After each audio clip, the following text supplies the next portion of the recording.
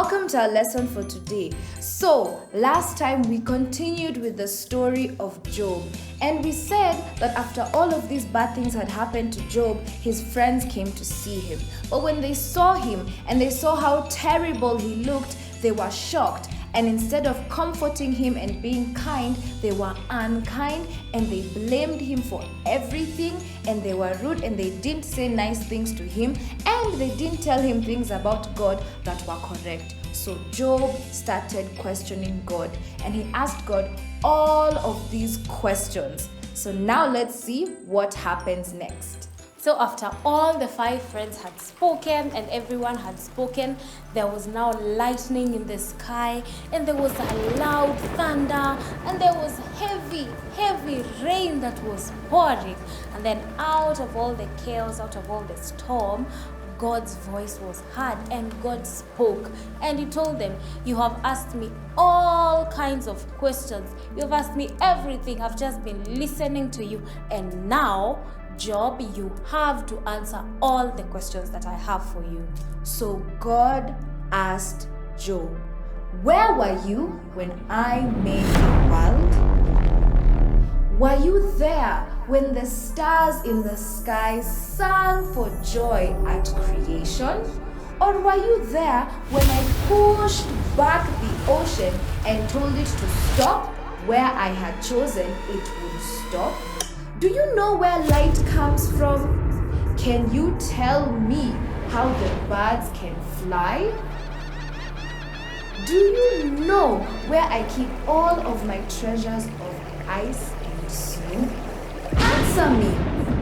Then God continued to ask Job, "Do you have the strength to catch a crocodile with a fish tool? Can you tame animals? Or are you able to play games with a hippo? Answer me!" But Job had no answer.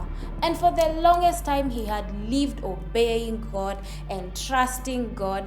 And this made him think that he could question God. He was thinking that he could question God as if he had the same power as God. He could not question God. And so Job was very disappointed in himself. So Job felt very ashamed. And after this, God didn't explain to Job why he had all of these troubles. But God showed Job that you can trust me. God showed Job that he could trust him because God is great and wise and powerful. So Job said to God, "I never really knew you before. I only knew what other people had told me about you. But now that you have spoken to me, I understand that you are great and you are powerful." And Job felt ashamed because he was so full of himself and his own importance. So God turned to 3 of his friends and he told them, "You have done wrong. You have done very wrong. You have not told the truth about me to Job. You have not told the truth at all, at all. You have done wrong. And I will forgive you when Job prays for you." So Job will pray for you, and I will forgive you because Job has prayed for you. And Job also, he forgave his friends. Even though they were unfair and unkind to him, he forgave them. And he also prayed for them to God. And God now healed Job. He was healed of every sore that he had in his body. He was fine, he was well, and God returned to him everything that was lost. God restored back all his property. And God even gave him more children. He now had 7 sons and 3 daughters. And the names of these daughters were Jemima, Kezia, and Keren Hapuch. And Job lived to old age. So children, what we learn from this lesson is that God is sovereign over all the things that we understand and all the things that we don't understand. Sovereign means that God reigns and rules over everything. He is king over all the kings. He is king of everything in the world. He He is king of the things that we understand, and he is king of the things that we don't understand. So we need to know that God is sovereign over all the things that we understand and all the things that we don't understand. Now it's time for us to sing our song. So everyone stand up and help us sing this song. Okay, kids, it's time to sing our song. Now, we've just learned that God is sovereign over everything that we understand and everything that we don't understand. And we learned that sovereign means that He is king of everything. He reigns over everything. He rules over everything. So now we're going to sing a song that says He's got the whole world in His hands. So everyone stand up and help us sing this song. He's got the whole world in His hands. He's got the whole world in His hands. He's got the whole world in His hands. He's got the whole world in His hands. He's got the little tiny babies in His hands. He's got the little tiny babies in His hands. He's got the little tiny babies in His hands. He's got the whole world in His hands. He's got the sun and the moon in His hands. He's got the sun and the moon in His hands. He's got the sun and the moon in His hands. He's got the whole world in His hands. He's got you and me in His hands. He's got you and me in His hands. He's got you and me in His hands. He's got the whole world in His hands. He's got the whole world in His hands. He's got the whole world in His hands. Yay!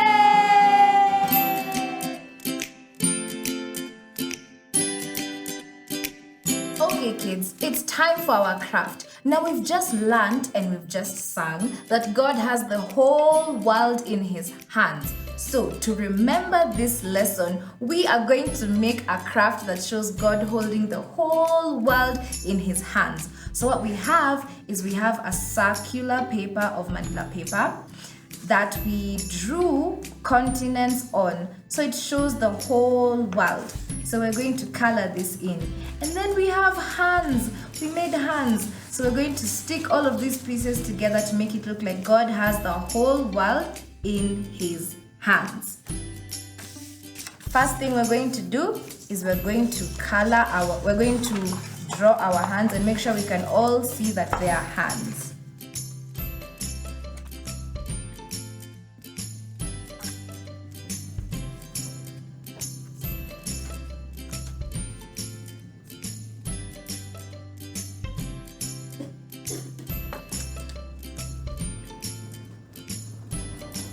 Okay, then we'll do the same thing for our continents. We'll draw over them and make them darker so that we can see every continent very, very clearly.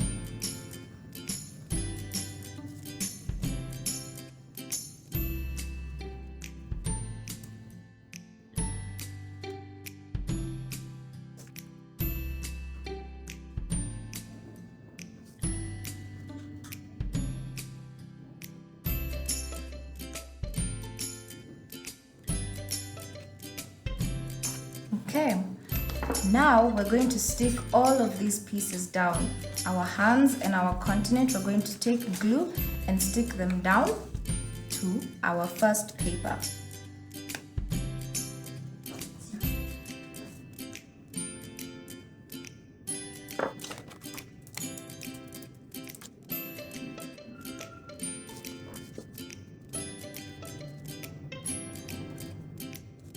So we'll start with our world and make sure you stick it down right at the center of your paper. Okay. And then we'll stick the hands that are going to represent God's hands, which are holding the whole world.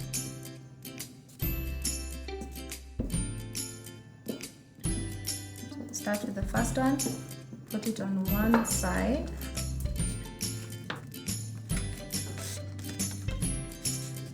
and then we'll do the same thing for our second hand.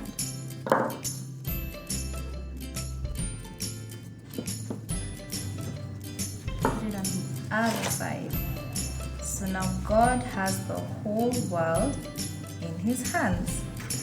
And then now we get to decorate our hands, and we also get to decorate our continent. So take glue and glitter and decorate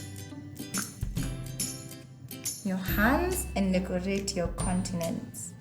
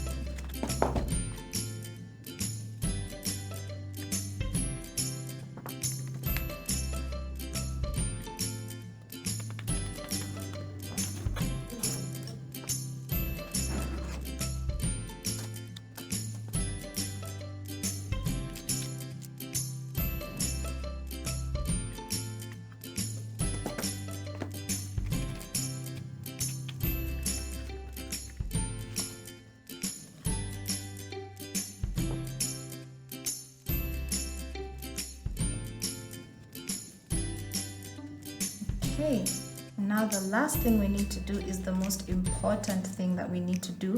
We need to write where our story comes from and what our memory verse for today is. So take your pen and write down where our story for today comes from. So our story today comes from Job chapter 38 to chapter 42. So at the very top, I want you to write Job 38 to chapter 42. And our memory verse for today is that the world is in the Lord's hands, and everything in it, in the world and all its people, belong to him. So let's write, the world is in God's hands,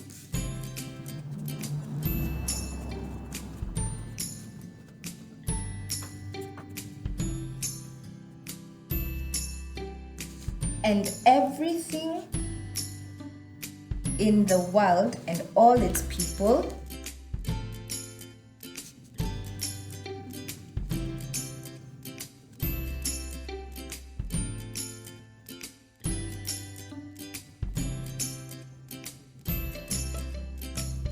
belong to him.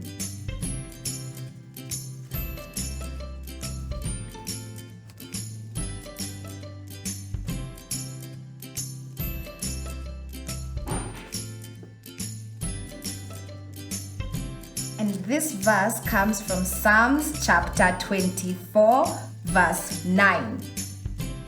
So the world is in God's hands, and everything in the world and all its people belong to him. So right next to there, write Psalms chapter 24, verse 9.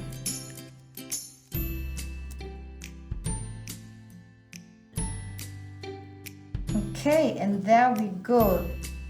This is our craft for today, and it reminds us the story of Job, and what we learned from this story is that God is sovereign over everything, which means that God reigns over everything, which means that God rules over everything, and he has the whole world in his hands. So this is our craft for today, and that has been our lesson for today. We'll see you next time. Bye.